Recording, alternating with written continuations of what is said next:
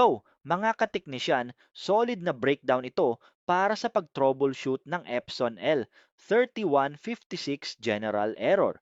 Para sa mga viewers mo or sa mga susunod sa yapak mo, heto ang mas malinis at structured na version ng iyong workflow para madaling masundan. Step-by-step guide pag-aayos ng L3156 General Error. Ang general error ay madalas na sanhi ng hardware obstruction o electronic failure, F1 fuse/printhead. Heto ang tamang sequence ng pag-check. Una, isolation, scanner laban sa printer mechanism. Bago magbaklas, alamin muna kung nasaan ang error. Test print, mag-print gamit ang computer. Kung nag-print, ang problema ay nasa scanner unit. Kung ayaw mag-print, ang problema ay nasa printer body na mainboard, head o mechanical. Parang tinakpan yung binibigay niya kasi hindi ko ma-explain. Sulit pala ng demono na medyo pala demono na-compare. So, and then, ang ganun pero yung gamit sa Windows Dalawa, mechanical inspection.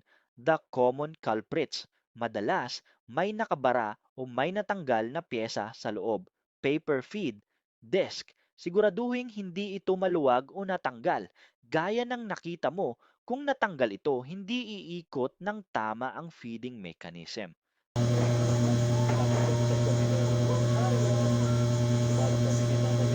Lagyan lang natin ng pandikit ang paper feed desk para ito ay didikit ulit dahil ito din ang dahilan sa general error ng printer.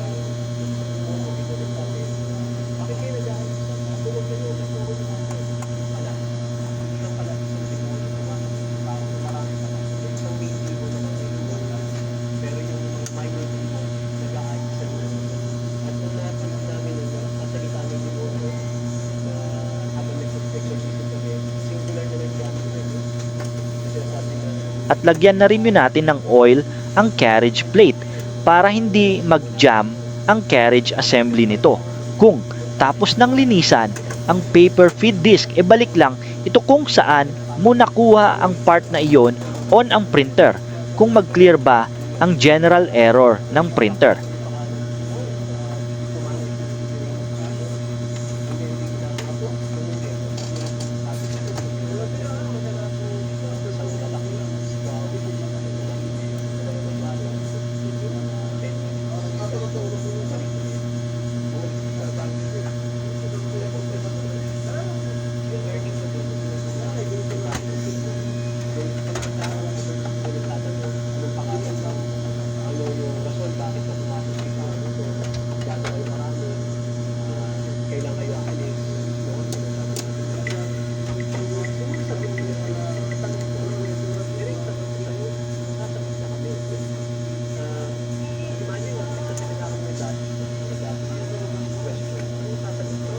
Yon, hindi na clear ang general error.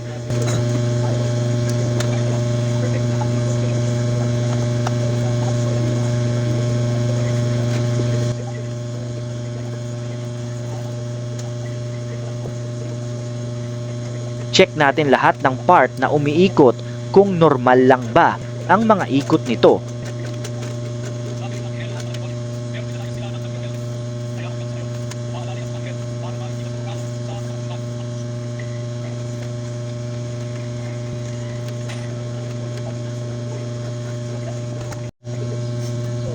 Sunod, linisan ang scanner unit. Pagtiyagaan mo na lang linisan ang scanner unit dahil minsan ito din ang dahilan kung bakit may general error ang printer. Kung tapos, munang maklining ang scanner unit. balik na lang sa printer at pagkatapos power on ang printer kung maklear na ba ang error nito.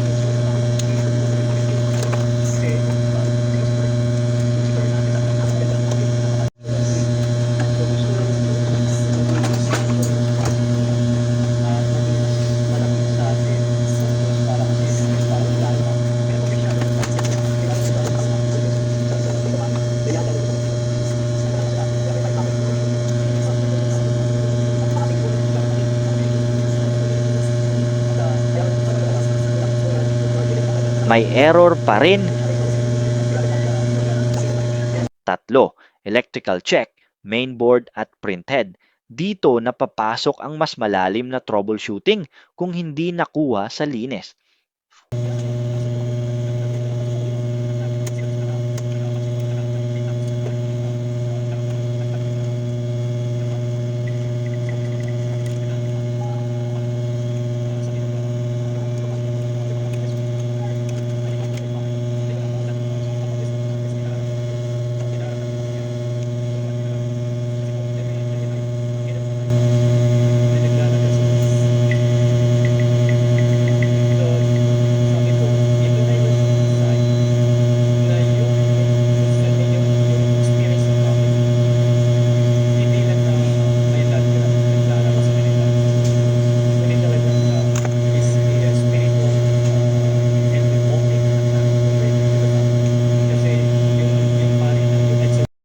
One fuse, mainboard, gamitan ng multimeter. Kung open o walang continuity, ibig sabihin ay pumutok ang fuse.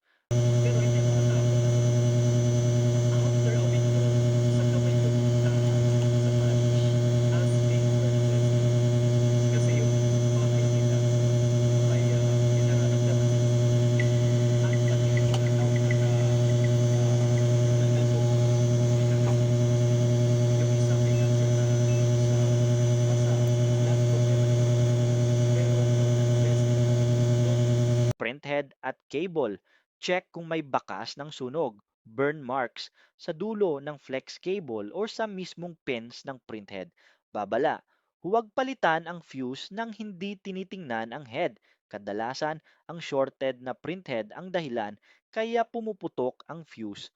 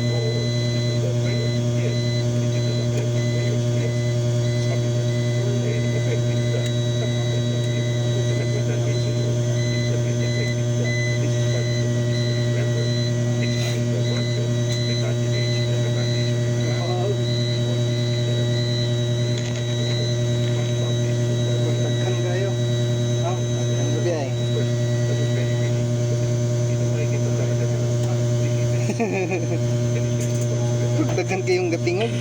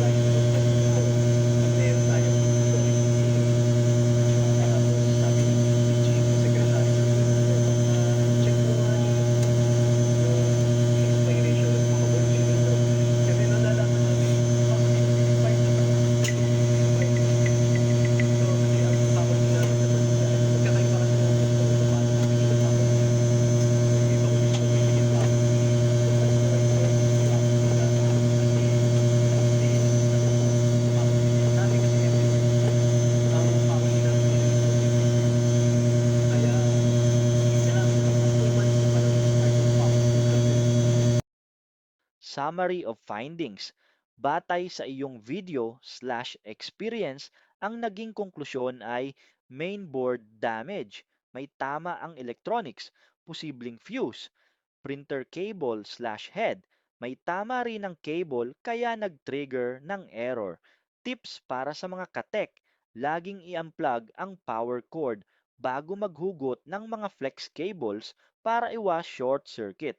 Siguraduhing tuyo ang printhead bago ito ikabit muli pagkatapos linisan. Ayos na breakdown 2, katek. Malaking tulong ito sa mga nakakaranas ng blinking lights sa kanilang Epson L series. Maraming salamat po sa panunood.